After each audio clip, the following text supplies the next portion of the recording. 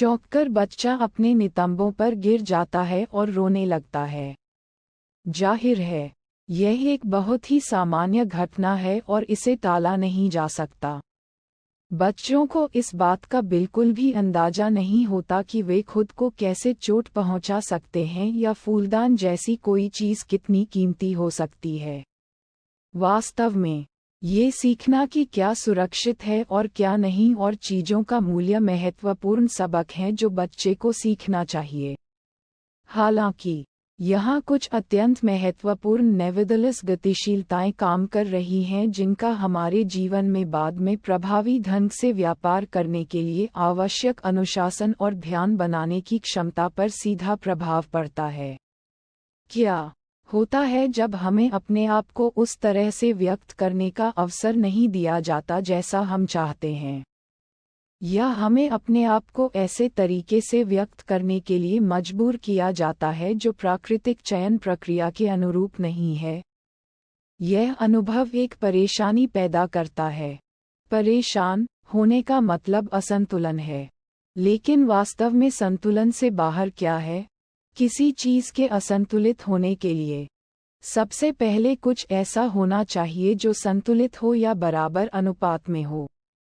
वह कुछ हमारे आंतरिक मानसिक वातावरण और बाहरी वातावरण के बीच मौजूद पत्राचार की सापेक्ष डिग्री है जहां हम अपने जीवन का अनुभव करते हैं।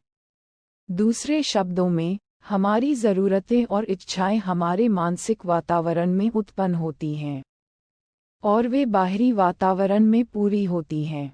यदि ये दोनों वातावरण एक दूसरे के साथ पत्राचार में हैं, तो हम आंतरिक संतुलन की स्थिति में हैं और हम संतुष्टि या खुशी की भावना महसूस करते हैं।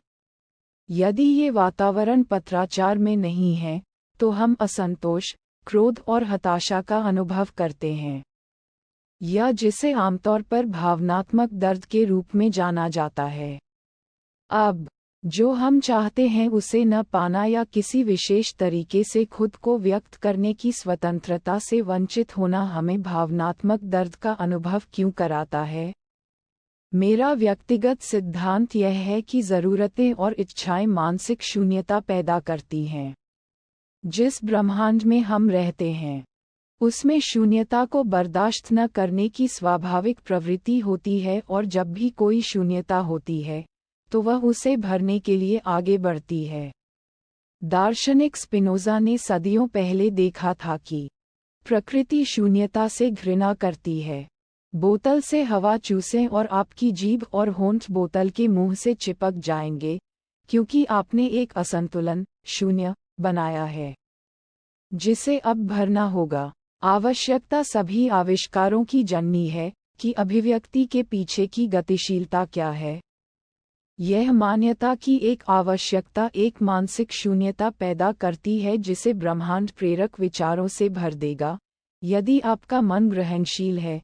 विचार, बदले में, आंदोलन और अभिव्यक्ति को प्रेरित कर सकते हैं जिसके परिणामस्वरूप उस आवश्यकता की पूर्ति होती है।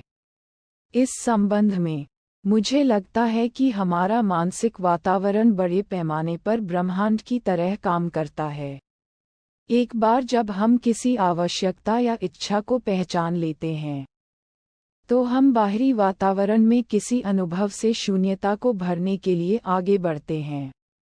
अगर हमें इस आवश्यकता या इच्छा की वस्तु का पीछा करने का अवसर नहीं दिया जाता है, तो ये सचमुच ऐसा लगता है जैसे हम पूरे नहीं हैं, या कुछ कमी है, जो हमें असंतुलन या भावनात्मक दर्द की स्थिति में डाल देता है।